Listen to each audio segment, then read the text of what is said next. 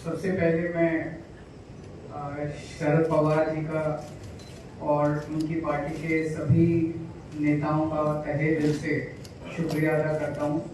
आज मैं भगवंत मान साहब और हमारे सभी साथी शरद पवार जी के साथ और उनकी पूरे सभी नेताओं के साथ यहाँ मिलने के लिए आए थे। आप सब लोग जानते हैं कि दिल्ली के लोगों के साथ बहुत अन्याय हुआ है।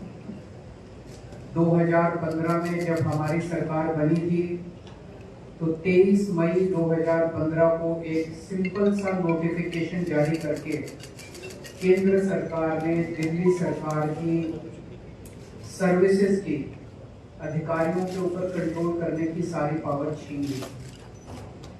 2015 से लेके 23 मई 2015 अब मई 2023 हो गया। 8 साल से हम लोग कोर्ट कचहरी के चक्कर दिल्ली के लोग काट रहे थे।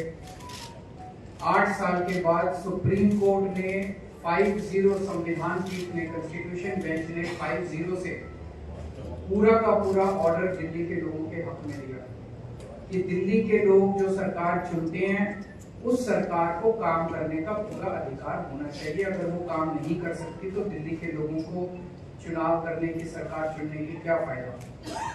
पूरा हमारे हक में आया। लेकिन जो लड़ाई 8 साल में हमने जीती, 11 मई को ऑर्डर आया, 19 मई को 8 दिन के अंदर इन्होंने ऑर्डिनेंस लाके उसको खत्म कर दिया। सारी पावर वापस उन्होंने कहा कि केंद्र सरकार के पास या केंद्र की एलजी के पास सारी पावर होगी। तो जैसा अभी एक्सप्लेन किया कि अब ये बिल के रूप में आएगा पार्लियामेंट में, तो हम पूरे देश में एक पार्टी के पास जा रहे हैं, उनसे निवेदन कर रहे हैं कि दिल्ली के लोगों के साथ न्याय होना चाहिए। दिल्ली के लोगों के लिए समर्थन मांग रहे हैं कि जब ये संसद में बिल आएगा तो इसको बिल को हराना है। तो मैं एनसीपी का, पूरी पार्टी का, शरद पवार साहब का खास तौर से तहे दिल से शुक्रिया अदा करता हूं कि उन्होंने पूरा समर्थन देने की हमें आश्वासन दिया है कि जब ये बिल राज्यसभा में आएगा तो राज्यसभा में इस बिल को पास नहीं होने देंगे। जैसा भी प्रफुल्ल पटेल साहब ने बताया कि राज्यसभा के अंदर किसी भी पार्टी का स्पष्ट बहुमत नहीं है, तो अगर नॉन बीजेपी सारी पार्टियां इकट्ठी होती हैं तो ये बिल गिर सकता है। पहली चीज ये कि ये दिल्ली की लड़ाई नहीं है। दिल्ली के लोगों के साथ जो हो रहा है ये पूरे फेडरल स्ट्रक्चर की लड़ाई है। जिस तरह से पूरे देश के अंदर किसी भी राज्य में अगर वहां के लोग नॉन बीजेपी पार्टी को वोट देके उसकी सरकार बनाते हैं तो भारतीय जनता पार्टी की केंद्र सरकार उनके साथ 3 बर्ताव करती है। पहला, या तो उनके विधायकों को खरीद के उनकी सरकार गिरा देती है और बीजेपी की सरकार बना देती है। दूसरा, या फिर ईडी और सीबीआई को भेज के उनके विधायकों को डरा के, धमका के, पार्टी को तोड़ के, सरकार को तोड़ के उनकी सरकार गिरा देती है और अपनी बीजेपी की सरकार बना लेती है। और तीसरा, अगर ना बिके ना टूटे तो फिर अध्यादेश लाके, ऑर्डिनेंस लाके गवर्नर के जरिए उनको काम नहीं करने दिया जाता। ये देश के लिए बहुत खतरनाक स्थिति है और मैं समझता हूँ महाराष्ट्र के अंदर आप सब लोग इसके भुक्तभोगी हैं। हमने कुछ महीने पहले देखा कि यहाँ पे किस तरह से जनता के द्वारा चुनी गई सरकार को किस तरह से ईडी के द्वारा, सीबीआई के द्वारा, पैसों के द्वारा तोड़ के, एमएलए को तोड़ के और पूरी सरकार को गिरा दिया गया। ये देश के लिए अच्छी परिस्थिति नहीं है कि अगर केंद्र सरकार, अगर उन्होंने मैसेज दिया है कि अगर कोई बीजेपी को वोट नहीं देगा, बीजेपी की सरकार नहीं बनाएगा तो हम सरकार चलने नहीं देंगे या सरकार तोड़ देंगे। ये देश के लिए बहुत खतरनाक स्थिति है। तो हम पूरे देश के लोगों के पास जा रहे हैं, लोगों को जोड़ रहे हैं। लोग पूछते हैं ये विपक्ष की एकता है क्या? ये पक्ष और विपक्ष की बात नहीं है, ये देश की बात है, देशभक्तों की बात है। जितने इस देश के अंदर देश को चाहने वाले लोग हैं, जितने इस देश के अंदर देश को चाहने वाली पार्टियां हैं, उन सबको इकट्ठा कर रहे हैं हम लोग। तो जितने देश को चाहने, कोई देश को चाहने वाला व्यक्ति ये नहीं बोल सकता कि भाई इस तरह से चुनी हुई सरकारों को तोड़ के, खरीद के, अध्यादेश जारी करके काम ना करने दिया जाए। तो मैं फिर से तहे दिल से शुक्रिया अदा करना चाहता हूँ शरद पवार साहब का कि आपने हमें, और शरद पवार साहब देश के, आज मैं समझता हूँ कि he is one of the tallest leaders which the country has. तो हम शरद पवार जी से हमने निवेदन किया कि आपका तो सहयोग मिलेगा ही, लेकिन आप सारी पार्टियों से बात करके उनको सबको भी इस बिल के खिलाफ इकट्ठा करेंगे। और मैं समझता हूं कि अगर ये राज्यसभा में बिल गिर जाता है, बीजेपी पास नहीं करवा पाती है, तो ये आप इसको 2024 का सेमीफाइनल मानिएगा। फिर मैसेज ये होगा कि 2024 में मोदी जी की सरकार नहीं आ रही है। बहुत बहुत धन्यवाद, बहुत बहुत शुक्रिया पटेल साहब, हमारी पार्टी के प्रेसिडेंट अरविंद केजरीवाल साहब और एनसीपी के नेता और देश के बड़े नेताओं में जिनका शुमार होता है माननीय शरद पवार जी, मेरी पार्टी के राज्यसभा के साथी सभी मीडिया वाले साथी। मैंने कुछ ज़्यादा नहीं बोलना, बहुत सीनियर लोग बैठे हैं, इन्होंने बोल दिया है। मैं सिर्फ इतने कहूँगा कि लोकतंत्र को बचाने की लड़ाई है। कहने को तो हम biggest democracy of the world कहते हैं, लेकिन अगर अंदर एक झांक अंदर देखा जाए तो डेमोक्रेसी डे बाय डे ये हत्या कर रहे हैं डेमोक्रेसी की। चाहे वो मीडिया के जरिए करवा रहे हो, चाहे वो किसी को एमएलए को तोड़ के खरीद के करवा रहे हो, चाहे किसी को गिरफ्तार करके ईडी सीबीआई की घर से करवा रहे हो। जो गवर्नर हैं देश में वो स्टार कैंपेनर बन चुके हैं बीजेपी के, और जो राजभवन है वो इनके हेड ऑफिस बन चुके हैं बीजेपी के। गवर्नरों से हर रोज हिसाब मांगा जाता है कि कितनी बार काम किया आपने चुने हुए मुख्यमंत्री को। अगर कोई गवर्नर कहता है जी मैं 3 दिन तक नहीं कर पाया, तो उसकी गवर्नरी भी खतरे में हो जाती है कि आपको किस चीज के लिए करवाया था। तो ऐसा चल रहा है। दिल्ली में तो चलो एलजी को इन्होंने सरकार घोषित कर रखा है, तंग करना है। Punjab is a full state, हमें अपना बजट सेशन बुलाने के लिए सुप्रीम कोर्ट तक जाना पड़ा। गवर्नर जो है वो कह रहे मैं बजट सेशन नहीं होने दूंगा। सो देश में इलेक्टेड राज करेंगे या सिलेक्टेड राज, सवाल ये है। तो फिर 140 करोड़ जनता जो है वोटे के लिए लाइन में क्यों लगती है? क्यों करोड़ों अरबों रुपया खर्चा जाता है अगर सिर्फ 30-31 गवर्नर और एक प्रधानमंत्री ने देश चलाना है? तो ये बहुत ही खतरनाक है फेडरल स्ट्रक्चर के लिए। हर रोज किसी न किसी तरीके से राज्यों के अधिकार छीने जा रहे हैं, चाहे वो शिक्षा के माध्यम से हो, चाहे वो हमारे पानी, जो पंजाब है पानी सतलुज, हमारे पास ब्यास, पानियों के झगड़े हैं, चाहे वो पुलिसिंग, चाहे वो लॉ एंड ऑर्डर, हर बात में हस्तक्षेप करते हैं। इसलिए ये बहुत अच्छा एक, मैं तो कहूँगा कि भगवान ने मौका दिया है कि देश प्रेमियों को इकट्ठा होने का। और शरद पवार जी के लिए ये कोई मेरे ख्याल में बड़ी बात नहीं, क्योंकि इन्होंने देश पर इतने संकट देखे और उन संकट में से जब निकलना था तो ये उस कमेटी के या उस सलाहकार जो कमेटी बनती थी उसके मेंबर रहे हैं। बहुत बार देश पर इन्होंने संकट देखा और संकट को इन्होंने टाला भी और संकट से बाहर भी निकाला देश को। तो ये भी एक डेमोक्रेटिक संकट आ गया है देश पर।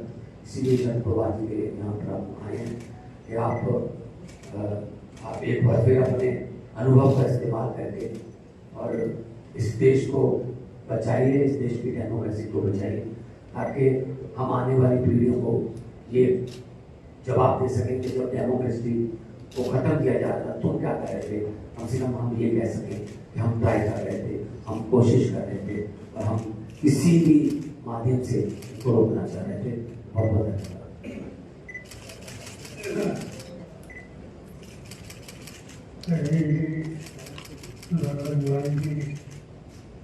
उनके साथ रहे थे हमारे संस्कृति दोस्तों।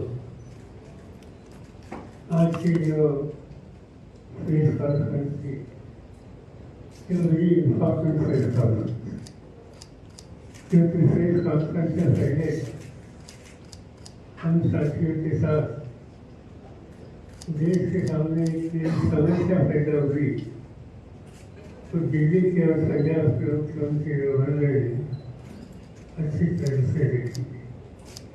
इशू दिल्ली का है इसे हम मानते हैं। हम मानते हैं कि ये पार्लियामेंट्री डेमोक्रेसी बचानी है या नहीं, क्योंकि जो आघात हो रहा है दिल्ली में, तो पार्लियामेंट्री डेमोक्रेटिक सिस्टम पर आघात हो रहा है। देश में प्रजातंत्र में चुनकर आई हुई सरकार वो राज करेगी, वो डिसीजन देगी या ऑफेंडेड लोगों के थ्रू इलेक्टेड गवर्नमेंट को नजरअंदाज करने के प्रयास हो, तो उनको कामयाबी मिलेगी। ये समस्या आज सबके सामने है। तो हमें ये लगता है कि ये समय कौन से पार्टी का आप है कि आपकी नीति क्या है, इस पर बहस करने का समय नहीं है। ये समय है प्रजातंत्र बचाने, पार्लियामेंट्री डेमोक्रेसी बचाने के लिए और आम जनता का वोट लेकर अपनी सरकार बनाने का जो अधिकार है, कि आम जनता की वोट देने का अधिकार वो बचाने के लिए आज अजीत जी श्रीमान साहब यहाँ आए हैं इसमें समर्थन मांगने के लिए। और मेरा कहना इतना है, मेरी पार्टी की तरफ से, साथियों की तरफ से और मुझे पूरा विश्वास है कि महाराष्ट्र की जनता में जो अजीत जी ने सुझाव दे दिया इसका समर्थन करेगी। राष्ट्रवादी कांग्रेस पार्टी अपनी तरफ से तो पूरी तरह से मदद करेगी, मगर अभी मैं सोच रहा था कि अभी जो उन्हें पार्लियामेंट असेंबली में आकर 56 साल हो गए, इससे केयर करती रहती, और इससे 56 साल का एक फायदा होता है कि देश के कौन से भी राज्य में जाए वहाँ कोई नेता हो,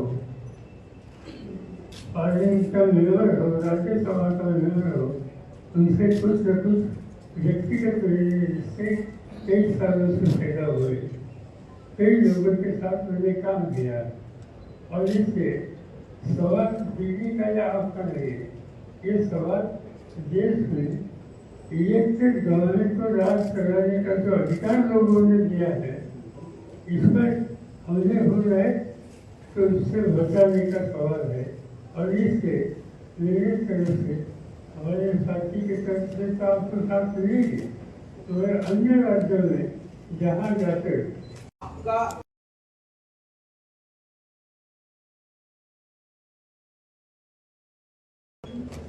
इससे क्या बनाया या नहीं बनाया इसके कोई गया नहीं। और मेरी सोच ऐसी है कि नॉन रिलीजियसली जितने पॉलिटिकल पार्टीज है, इन पॉलिटिकल पार्टीज जो नॉन रिलीजियसली है उनके साथ बात करके उनको कन्विंस करने के लिए सुझाव देंगे, और इनका सहयोग अरविंद जी को मिलेगा, इस पर ध्यान देना हमारा फर्ज है, चाहे कांग्रेस हो चाहे बीजेपी जनता हो। अरविंद जी, एक बात यह है कि आप दिल्ली में कांग्रेस के खिलाफ लड़े हैं और कांग्रेस के प्रति आपका रुझान नहीं दिख रहा है कि जिस तरीके के आप महाराष्ट्र में आए, शिवसेना से मिले, एनसीपी से मिले, क्या कांग्रेस को आप मनाने या साथ में लेने का कोई विचार नहीं है?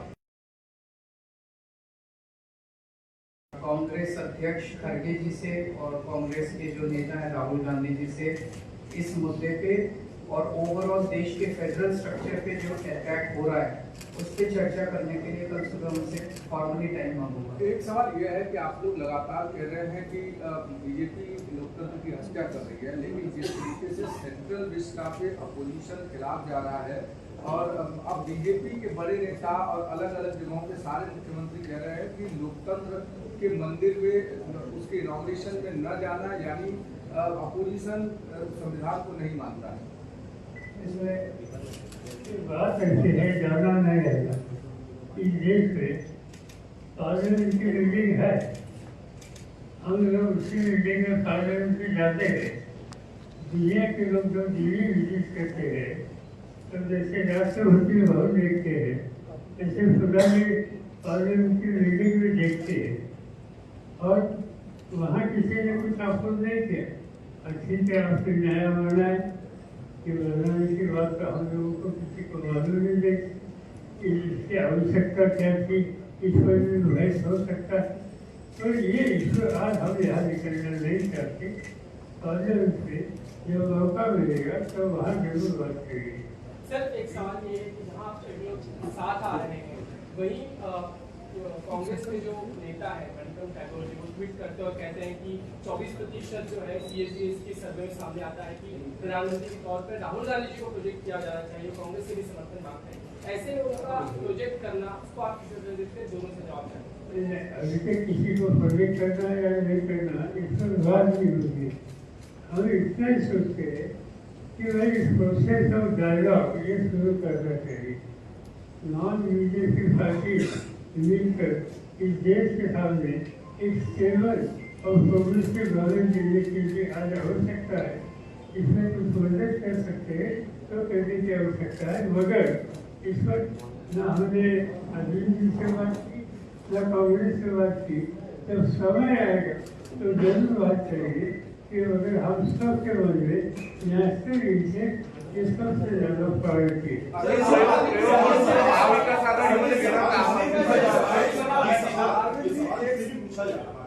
क्योंकि महाराष्ट्र की बात करें तो शिवसेना की तरफ से आता है, उद्धव ठाकरे की शिवसेना की तरफ से आता है कि हम 18 सीटों को लेकर पहले से ही अपना दावा कर रहे हैं, लोकसभा की सीटों को लेकर एनसीपी का अपना रुख है। तो जो बातचीत का प्रोसेस इसके बारे में आप बात कर रहे हैं तो वहाँ पे कहीं पर एक म्यूचुअल ग्राउंड बनता हुआ यहाँ पर तो नजर नहीं आ रहा है, इससे यह सवाल है कि हमें ये बात जरूर कि यहाँ 3 पार्टी मिलकर काम करना चाहते हैं। 3 पार्टी ने दो साथियों को डिस्कस करो तो डिस्कशन की प्रोसेस शुरू करो। अभी तक वो प्रोसेस शुरू नहीं हुई, अगर ये हो जाएगी और चिंता मत करो, यहाँ से ठीक रास्ता निकलेगा।